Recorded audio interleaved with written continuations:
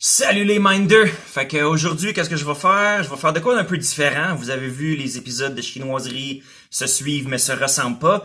Fait que je vais essayer de faire un reaction vidéo aujourd'hui. Je suis allé checker la chaîne de Neuralex. Puis là, il faut que je pratique mes faces de réaction.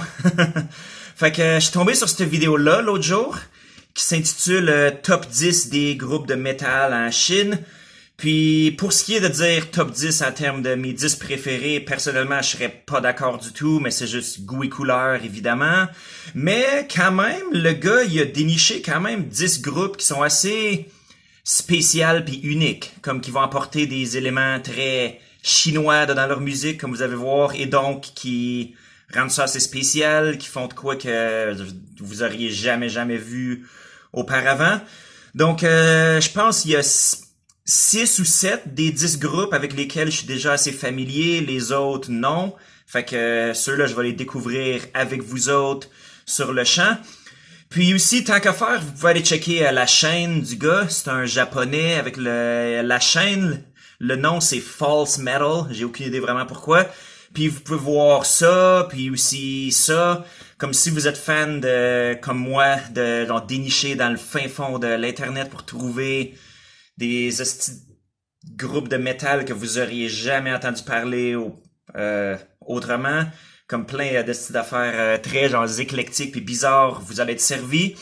Puis aussi le gars il fait il pogne des entrevues ou des genre monologues d'artistes connus puis il met des sous-titres en japonais.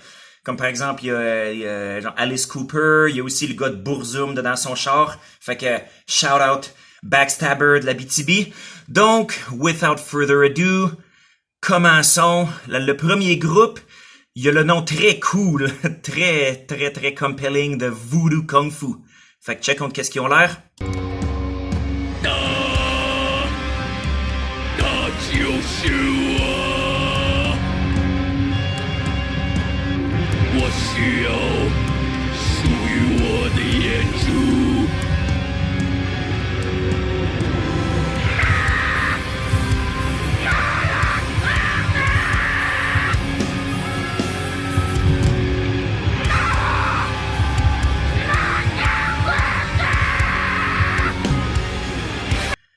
Ouf, c'est quand même spécial. Hein? Donc, shout out à leur chanteur déjà, qui est baraqué en esti. Je sais pas combien qu'il bench.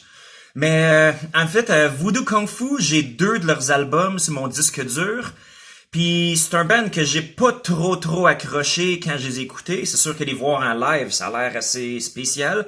Puis en fait, la première fois dont j'ai entendu parler de ce groupe-là, c'est via mon amie Joséphine, qui est bien fan du groupe. Fait que, tant qu'à faire, je pourrais bien lui demander un petit coup de main. Fait que, Joséphine, t'es-tu là? Oui. Ok, ben, peux-tu nous présenter un petit peu? Peux-tu nous parler de ton expérience avec Voodoo Kung Fu? Voodoo Kung Fu, bonjour groupe de Metal Minded, moi c'est Joséphine, amie de longue date de Félix. Ça serait pas un petit moment Metal Minded sans une bière, donc pris une merveilleuse session IPA Saint-Ambroise. Santé à tous. Donc Voodoo Kung Fu, c'est un groupe que j'ai découvert par hasard dans un magasin de musique à Pékin, Beijing.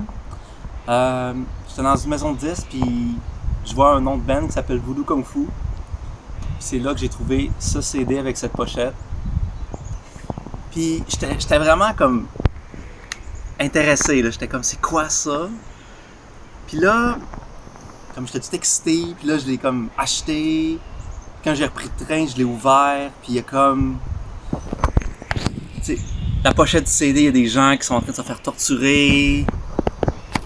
Quand tu ouvres la pochette, il y a des gens pendus par leur langue. Puis en arrière, c'est des membres du band. Fait que j'étais sûr que j'avais une sorte de... probablement un genre de musique metal, hardcore, assez violente. Puis finalement, Voodoo Kung Fu, c'est un groupe de... ce que je considérais à l'époque comme étant du folk metal extrême, mais qui était finalement ce que Linan, le chanteur du band, appelle son style, c'est du dark folk. C'est vraiment difficile de parler de Voodoo Kung Fu sans vraiment parler de Linan en tant que tel. C'est une personne vraiment étrange, vraiment spéciale. Puis ça crée un peu le mysticisme au niveau du band en tant que tel. Puis, fait qu'en gros, Linan aurait techniquement vécu à l'étranger dans des écoles catholiques dans sa jeunesse. Il est né en Chine, by the way. Puis quand il est revenu plus tard, il a comme fait « fuck ça, la religion catholique », toutes ces affaires-là. Puis, c'est là qu'il a commencé à créer son premier band qui s'appelait Masturbation à la fin des années 90, début 2000. Puis soudainement, en 2003, il a comme disparu de la carte complètement. Personne ne savait il était où. Puis c'est là qu'il a fait son premier voyage en Mongolie, puis qu'il aura appris des techniques chamaniques, puis le chant de gorge, justement, avec des gens là-bas. Là, il est revenu en 2004-2005. Il a pas nécessairement reparti son band à ce moment-là, mais peu de temps après, il a redisparu à nouveau. Puis s'est encore promené justement comme Mongolie, Tibet. Puis quand il est revenu, c'est là que, environ 2007, c'est là qu'il a parti Voodoo Kung Fu, dont dans les premiers membres à la guitare, t'avais Nature de Tiger Cavalry. Paix à son âme d'ailleurs. Puis c'est là qu'il a sorti le premier album en 2008. Vraiment, on trouve vraiment ce qui fait le folk metal, l'instrument traditionnel, beaucoup de cris, des growls. Moi, j'ai eu la chance de les voir en 2012, lors de leur dernier concert à Beijing, parce que Linan avait reçu une bourse pour aller étudier le chant classique à Berklee School of Music à Boston. Puis c'est vraiment un des shows les plus incroyables que j'ai vu de ma vie. C'était probablement le seul moment dans toutes mes années en Chine, 4 ans au total, que j'ai vu des Chinois dans une sorte de transe spirituelle vraiment spéciale. Là, comme les gens étaient vraiment... C'est comme si Linan avait un de ces magnétismes qui fait en sorte que, tu sais, comme... J'avais l'impression d'être dans un culte avec un genre de chef spirituel, puis c'était fou, là, c'était incroyable. Je les ai revus plus tard, justement, en 2017, en première partie d'Orphanland. C'était excellent. Il y avait un étudiant chinois de Concordia qui était habillé en moine dans la salle, qui se promenait. C'était fou, là. Puis Voodoo Kung Fu, c'est vraiment un de ces bands qui vont vraiment amener quelque chose d'unique dans le monde du metal. Puis c'est aussi...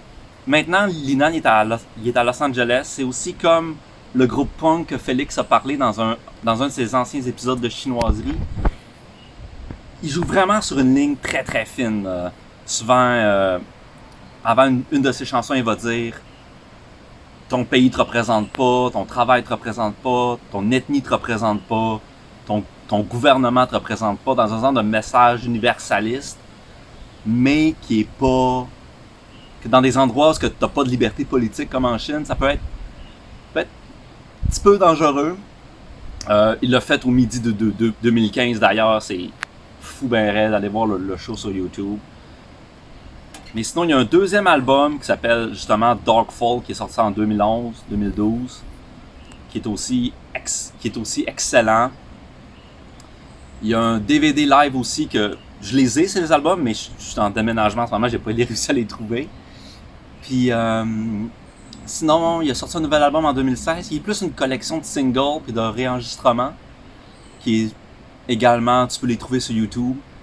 Fait que à tous ceux qui aiment le folk metal, un peu plus extrême, je pourrais dire un peu à la Moon Sorrow, vraiment intense, je crois que vous allez vraiment adorer Voodoo Kung Fu, je vous conseille énormément. C'est un band unique qui vaut la peine d'être connu et apprécié. Donc, merci ben Joséphine, très cool de ta part. Donc, enchaînons avec le deuxième groupe de la liste qui s'appelle Mongling ou Dream Spirit. Fait que maintenant on pèse sur le piton.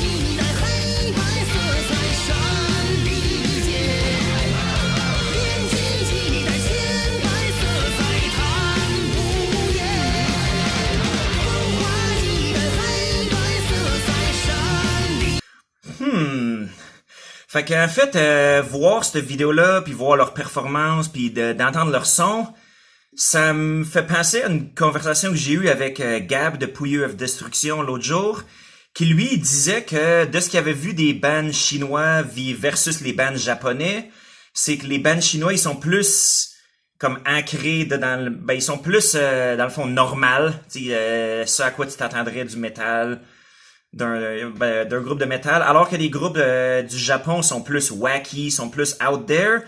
Puis il y a quand même partiellement raison, parce qu'au Japon, il y a des affaires de comme visual kei, des affaires de même qui sont métal adjacent, puis qui sont complètement comme craqué mental. Comme récemment, ils ont eu Baby Metal, qui a eu comme un gros push, qui est aussi de la musique qui est adjacente au métal, très inspirée. Mais le Japon, il y a aussi quand même des bands qui datent des années comme 80 ou même peut-être même 70, right? C'est des bands vraiment de la première vague du métal puis qui ont pas de gimmick du tout. Puis quand je suis allé au Japon puis j'ai vu des bands là-bas aussi, c'est ça, il y en avait qui étaient complètement fucking wacky, genre japonais bizarre, mais il y en avait aussi qui étaient juste comme normal. Puis en Chine, il y a ça aussi, comme il y a bien des bands que c'est juste 4 gars aux cheveux longs avec des t-shirts noirs qui vont sur le stage puis qui shred. Tout comme il y a des bands qui ont des sons puis des imageries assez fucked up comme ça. Puis en fait, comme quand on parle du power metal, qui est un style que je connais peu puis avec lequel je suis assez peu familier, je suis pas très très friand de ce genre-là, mais faut quand même avouer que il crée un univers assez cool, comme les groupes de power metal comme je sais pas allemand ou peu importe ou en Europe. Comme souvent, ils vont avoir une image qui est comme basée sur la fantasy, des affaires de comme Tolkien et compagnie. Fait que ça fait du sens, d'abord, qu'un groupe comme Dream Spirit, eux autres, ils utilisent la fantasy / les dramas, les films genre d'histoire chinois comme ça, avec du monde qui vole, puis qui font du kung-fu, puis qui se battent à coups d'épée, puis qui font « wow, wow, wow, wow, wow, wow, wow ». Fait que ouais, il y en a une couple de groupes de même qui existent en Chine. C'est ça, c'est pas le genre de groupe que je vais écouter tout le temps, mais c'est quand même cool qu'il existe. Puis ouais, c'est ça, il rajoute un petit quelque chose de chinois à l'équation, qui est la raison pourquoi on est ici après tout. Bonjour, je suis le Félix du futur. Vous me reconnaissez sans doute grâce à ma pilosité faciale qui vient de rallonger d'une shot. Et puis ça donne que entre le temps que j'ai filmé la vidéo de réaction, puis le moment présent, ça donne que j'ai vu Dream Spirit en live. Puis c'était vraiment vraiment très bon. Comme c'était du kitten, mais quand même très bien assumé, c'était bien exécuté, il y avait quand même une grosse foule, puis le monde était vraiment dedans, comme il y avait des hey hey hey, il y avait le genre de headbanging en ligne que les Chinois aiment bien, fait que Yolin Lafruitière aurait clairement bien approuvé. Puis c'est ça, je tenais juste à faire une petite intervention comme ça. Fait que ouais, la vidéo il est un peu déjà décousu, mais bon, c'est Metal Minded. Je veux dire, c'est jamais super linéaire notre affaire. Donc, troisième groupe. Lui, en fait, je pense pas que j'ai jamais entendu leur tune ou je les ai même jamais vus en show, mais ils sont souvent ces affiches de festival. Comme, je vais voir, tu sais, là, il n'a pas eu cette année à cause de vous savez quoi, mais au printemps, il y a souvent comme une coupe de pas pire festival outdoors. Puis, Xiaoyu, ils sont pas mal tout le temps là, genre. Fait que, on peut bien checker de qu'est-ce qu'ils ont l'air. 运动撒腿呀！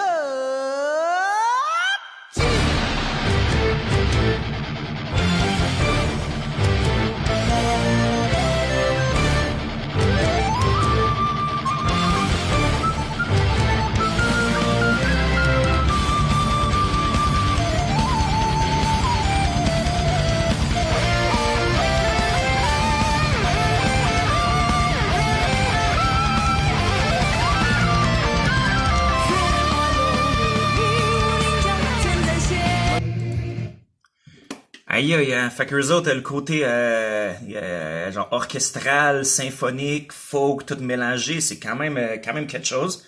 Ça doit être assez cool à voir. Tu vois, il y a le dude avec sa flûte traversière qui saute puis qui headbang. Il y a une fille qui joue du guzheng.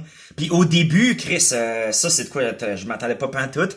C'est de l'opéra chinois, tu sais, c'est les espèces de masques, les maquillages, les gros costumes comme ça. Puis fait que ouais, eux autres, ils poussent ça vraiment assez creux, c'est ça, genre l'aspect folk de la chose. Fait que, comme je dis, c'est ça. C'est pas le genre de choses que j'écouterais constamment, mais ça doit être assez cool à voir en live.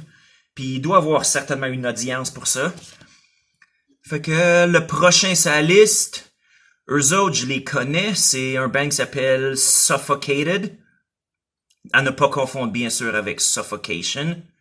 Puis je pense, en fait, il y a pas un Suffocated avec un K, qui est comme un groupe de deathcore américain. En tout cas, on se perd. Fait que, je vais juste vous montrer un petit peu de qu'est-ce qu'ils ont l'air.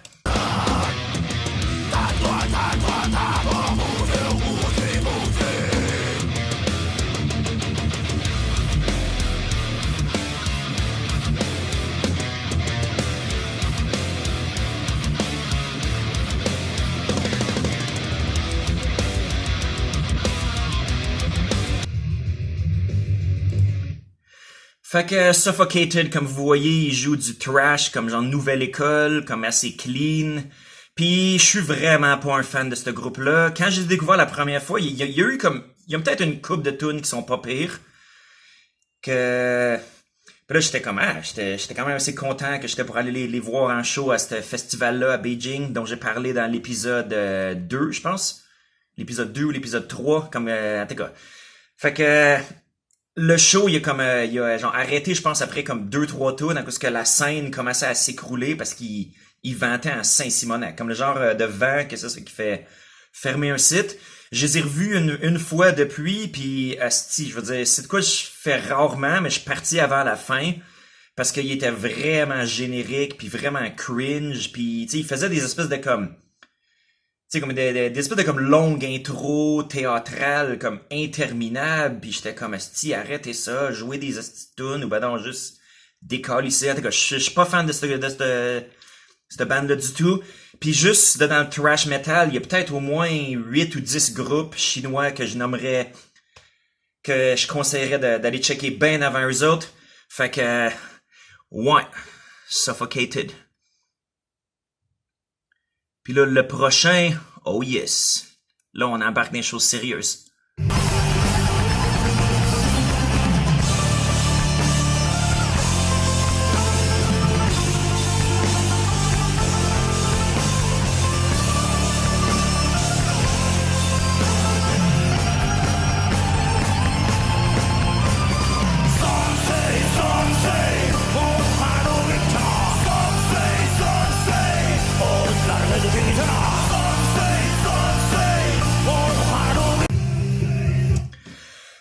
Mon amour pour 9 trésors, Jiobao, 9 Treasures, les titans du folk metal mongol. Mon amour pour ce groupe-là, je voulais déjà partager à maintes reprises. Il y a du monde qui aime ça, il y a du monde qui aime pas ça, c'est très cool. Moi, personnellement, j'adore. C'est un band qui est très, très, très près de mon cœur depuis que j'ai découvert, quand il était tout petit, quand il faisait des shows pour comme 15 personnes ou 30 personnes. Puis là, ben en fait, c'est ça, depuis ils sont allés au Wacken, ils ont gagné le concours du Metal Battle, ou je sais pas trop comment ils appellent ça, le concours de comme toutes les petits bands qui viennent de différents pays. Puis ouais, ils font le tour du monde, comme ça, ce show-là, c'est dans le Woodstock en Pologne. Puis ouais, c'est ça, moi je suis pas très fan de folk metal d'habitude, mais pour une raison quelconque, je veux dire, je peux vraiment pas, tu sais, c'est encore une fois, goût et couleur. Mais leur musique vient vraiment me rejoindre, puis si j'étais pour faire vraiment un comme top 10 de mes groupes préférés à vie, ce serait fucking difficile, mais eux autres, faudrait vraiment que je me force pour les exclure de ce top 10-là. Puis peut-être que la seule raison, ce serait que leur troisième album, il est un peu faiblon comparé à leurs 2 premiers, mais sinon, ouais, 9 Treasures... Gros band. Gros stock. Alright, le prochain, comme... il s'appelle Stalking Shit. Puis en fait, eux autres, ils viennent pas de la Chris, je veux pas me mettre le pied dans la gueule politiquement, whatever, c'est pas de ça que je veux parler par tout. Mais ils viennent pas de la Chine continentale, ils viennent de Taïwan, eux autres. Fait que c'est... Checkons un peu de qu'est-ce qu'ils ont l'air.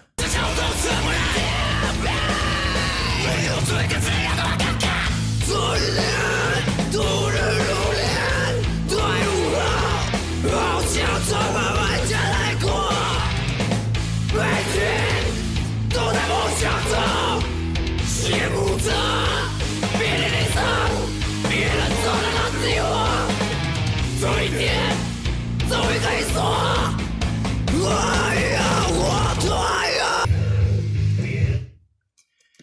Puis en fait, je me rappelle, j'ai déjà vu une couple de leurs vidéos. C'est quand même assez vieux. Je pense qu'ils datent de comme quasiment au moins 10 ans. J'ai aucune idée s'ils sont encore actifs. Comme je dis, Taïwan, c'est de facto un autre pays. Fait qu'ils font leurs propres affaires là-bas, whatever. Mais c'est comme ils jouent, c'est ça, du genre de metalcore avec des bouts un peu groovy comme ça. Puis c'est très humoristique / tongue-in-cheek / satirique. Ils ont beaucoup de tunes qui parlent de pipi pis de caca, j'ai l'impression. Puis là, ils jouent avec des espèces de comme bas de nylon sur la tête. Puis cette tune-là, de ce que je vois, comme ils mettent des sous-titres, tu sais, ça c'est quand même cool. C'est un peu la culture karaoké de la chose. En Chine, souvent, ils vont avoir des sous-titres des tunes. Puis de ce que je peux voir, comme ils satirisent le service militaire. Comme à Taïwan, il faut qu'ils fassent le service militaire obligatoire. Comme quand tu vas là, tu vois plein de genre d'ados avec des petites faces boutonneuses qui se promènent avec leurs uniformes puis leur sac à dos, whatever. Fait que, comme je dis, musicalement, c'est pas trop ma tasse de thé, mais si vous voulez aller checker une couple de leurs autres vidéos, comme il y en a une qui s'appelle, what is it? Tiens ouais pihar, ce qui veut dire genre protégeons les enfants, puis ouais, c'est une tune très pipi caca, assez, la vidéo est assez weird. En tout cas, continuons avec la liste. Fait que c'est assez, c'est très éclectique à date, puis le prochain band, il va encore sortir il va encore nous offrir de quoi de très différent des autres. Les bons vieux Twisted Machine.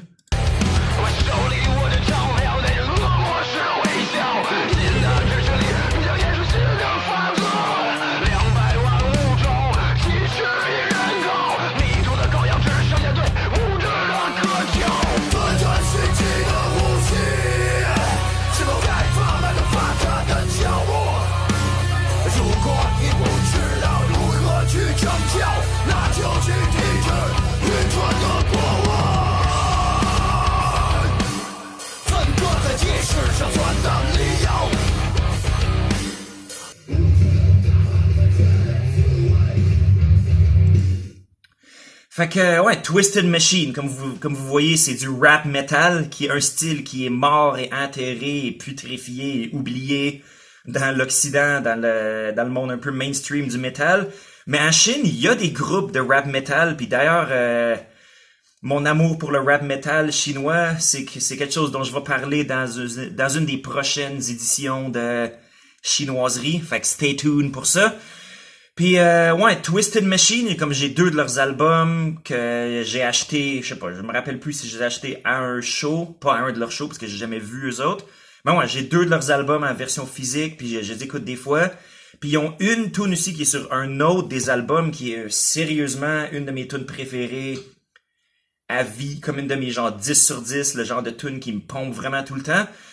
Puis ouais, quand je suis allé aussi sur le podcast Whispers from the Void avec Phil Brousseau puis Evan comme invité, c'est ça, ils m'avaient demandé de présenter une couple de bands chinois, puis j'ai parlé de Twisted Machine justement pour montrer que le rap metal existe. Puis de quoi qui est quand même aussi spécial aussi d'eux autres, c'est que comme j'ai parlé dans l'épisode sur SMZB, sur le punk chinois, il y a beaucoup de groupes metal qui sont pas politiques, comme par exemple je dirais pas mal tous ceux qu'on a vus à date dans cette vidéo-ci, puis la majorité des groupes que j'écoute dans la vie de tous les jours aussi, ils parlent pas vraiment de comme politique, et donc, tu sais, ils risquent pas vraiment trop de froisser les autorités centrales, whatever, qui peuvent être un peu intransigeantes, disons.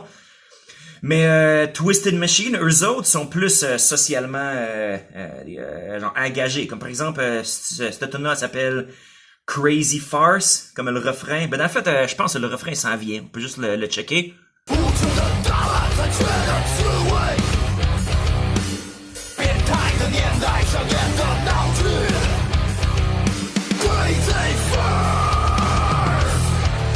Ouais, fait que comme je dis, c'est ça. C'est quelque chose que je vais parler plus en détail dans un épisode prochain. Il y a 2 vraiment bons groupes de rap metal chinois qui sont dans ma rotation assez genre régulière, puis Twisted Machine est l'un d'eux. Donc, le groupe suivant, qui est aussi dans une veine mongole, c'est Tanger Cavalry. Donc, checkons un petit peu de qu'est-ce que ça a l'air leur stock.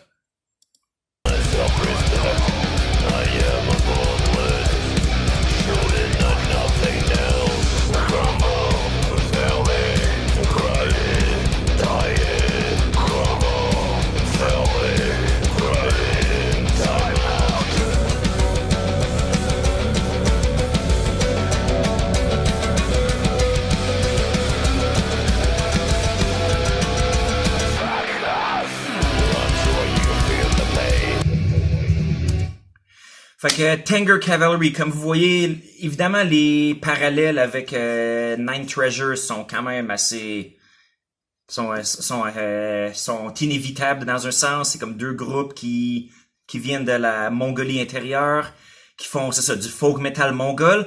Quoique Nine Treasures, si j'étais pour les décrire comme en quelques mots, je dirais c'est plus du métal avec quelques petits éléments mongols.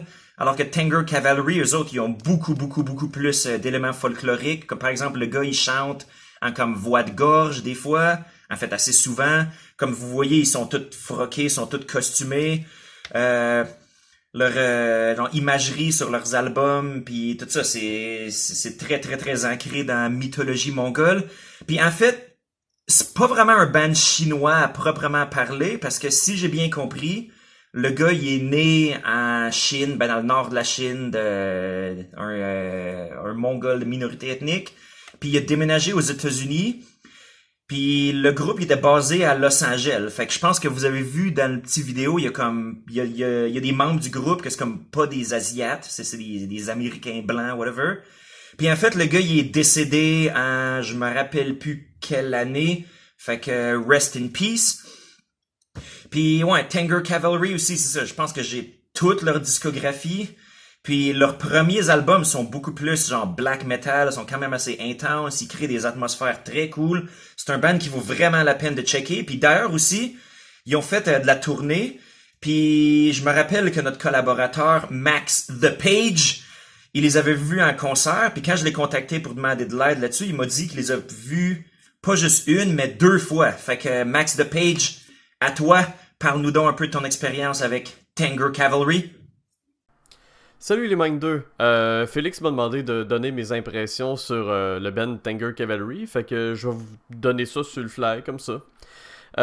J'ai eu la chance de voir le band 2 fois à Montréal, avant que le band split, dû au décès du chanteur évidemment. Ce band-là a été pas mal ma porte d'entrée vers le métal chinois, parce que tout ce que j'écoutais avant comme métal asiatique venait du Japon. Comme Psy du bord plus black metal expérimental, ou encore Ex-Japan pour le métal plus classique. C'est vraiment avec Tanger Cavalry que je suis tombé dans l'univers du folk metal chinois. Que j'ai découvert d'ailleurs avec l'album Ancient Call, qui est considéré comme un de leurs classiques. Puis c'est ce que j'aimais beaucoup en fait, c'est le mélange d'instruments traditionnels. Il y avait du scream, c'était plus black metal avant, mais c'était surtout l'aspect folk traditionnel avec des vrais instruments, avec du chant de gorge. Puis juste ça, je trouvais que ça faisait la différence en fait. Par la suite, le chanteur est déménagé aux États-Unis, puis déjà on dirait que ses racines, on dirait qu'il était coupé, parce que tout ce qui sortait par la suite, on sentait que ça manquait d'authenticité. Mais ça, c'est mon opinion personnelle. Vous savez que je suis juste chialé de toute façon. Mais Tanger Cavalry, je pense que ça a été un band important. C'était important pour moi, mais c'était important pour beaucoup de monde. Des tripeux de métal en Occident, pour découvrir la culture métal chinoise qui était pas très accessible à une certaine époque. Puis je pense que c'est un band qui devrait être qu'on devrait parler plus souvent et que les gens devraient écouter plus, tout simplement. Alright, fait qu'un gros merci à toi, Max Pagé, comme à d'habitude. Et puis n'oubliez pas d'aller checker ses chroniques sur Thorium Mag. En tout cas, vous savez c'est qui, c'est un de nos chroniqueurs habituels. Ok, donc je pense qu'il reste juste 2 groupes. Lui, il s'appelle Le Dernier Successeur, qui sont dans une veine prog metal, si j'ai bien compris.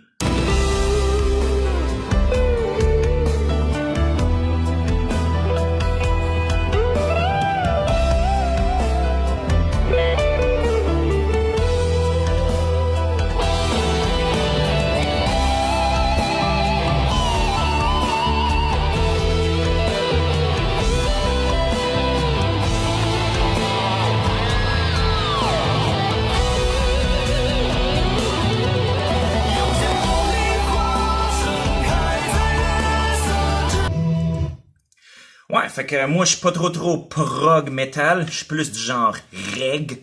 régressif, dans le sens que si ça a été genre enregistré après 1991, j'écoute pas ça. Non, c'est pas vrai. C'est pas vrai. Mais ouais, le prog metal, c'est pas trop ma tasse de puarcha. Donc je sais pas trop quoi dire là-dessus. C'est juste le genre de choses que si vous aimez les longues tunes avec des longues instrumentales comme ça, puis des paroles en voix clean, ben je sais pas, man. Allez checker The Last Successor. Puis le dernier groupe de cette liste, c'est un groupe aussi, je pense que je n'ai parlé une couple de fois auparavant. Comme c'est un des groupes de Chine qui est probablement les plus connus dans leur niche à l'extérieur du pays. Leur niche étant le black metal très très très atmosphérique. Donc c'est un band qui s'appelle Zuriaka. Puis d'ailleurs, je vais juste parler du mot auparavant. Comme Zuriaka, je pense, j'ai aucune idée de ce que ça veut dire. Je pense que le gars, il a juste mis des mots anglais ensemble pour les faire coller, puis ça a donné ça. Mais le nom du band en chinois, il s'appelle Zhangshuru, ce qui veut dire le lac où on enterre les cadavres. Qui est un nom très très très black metal. Puis c'est un peu dommage, c'est ça qui se perd un peu dans la traduction. En tout cas, Zuriaka, checkons un peu de qu'est-ce qu'ils ont l'air. Un peu, faut juste que je cue le vidéo parce que c'est un vidéo live puis il y a pas mal de shots de foule. Fait qu'à moins que vous voulez juste voir des Chinois en train de headbanger. Attends un peu. Bon, les Chinois en train de headbanger.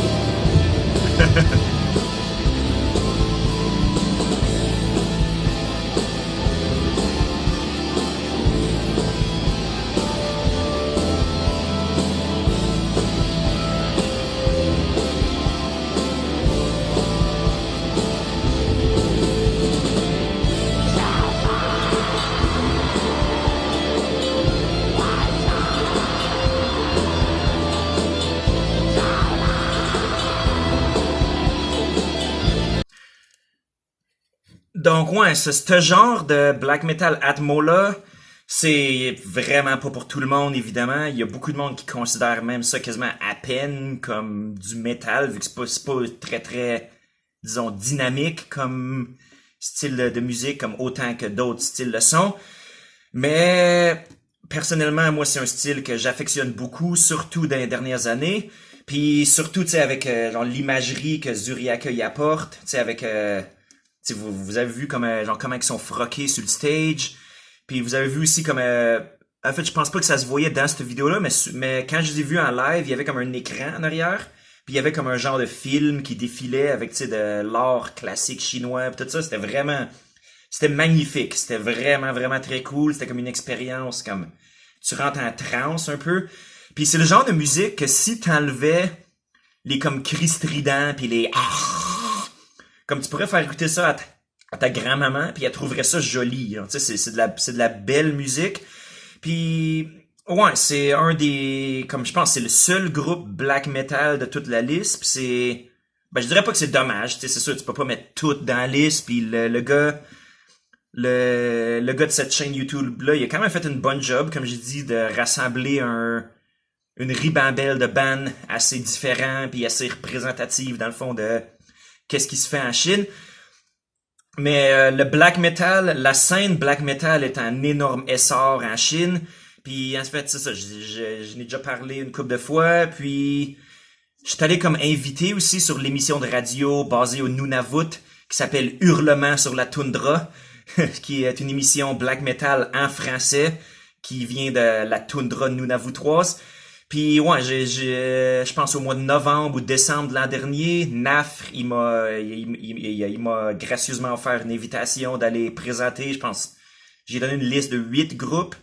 Puis Zuriaka, c'était même pas un des groupes de la liste, en fait. Je voulais aller encore plus dans l'underground, puis je voulais aller encore plus dans des groupes que j'aime beaucoup. Mais si ça peut être votre porte d'entrée dans le black metal chinois, ben que ça le soit, comme ça l'a été pour beaucoup de gens. Et puis, je dirais que c'est pas mal ça.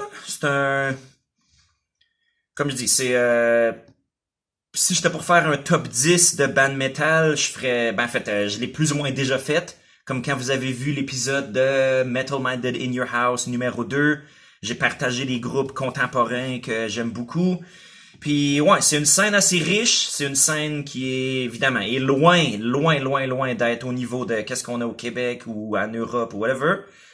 Mais reste qu'il y a quand même des groupes qui font de quoi qui est intéressant, puis là en espérant c'est ça que les shows ils recommencent puis que tout ça se remette sur pied parce que je commence à avoir hâte en crise de reconnecter avec la scène, ça fait depuis le mois de décembre là, j'ai pas vu de concert. Et puis, ouais, fait que chinoiserie présentée par Metal Minded, épisode numéro 6, terminé. Et puis, le prochain épisode, j'ai une idée de qu'est-ce que je vais faire. Pour le prochain épisode, je vais faire un Q&A. Fait que restez à l'affût de la page Instagram puis la page Facebook de Metal Minded. Parce que peut-être 2 semaines avant, je vais genre poster des threads pour vous demander si vous avez des questions pour moi, des questions à peu importe quel sujet. Évidemment, je me réserve le droit de pas répondre à certaines questions qui peuvent être de nature un peu sensible, mais reste que ceux qui me connaissent savent que je suis pas trop le genre de gars à se censurer. Fait que stay tuned pour ça. Et puis, excellente journée à vous tous, et puis à la prochaine.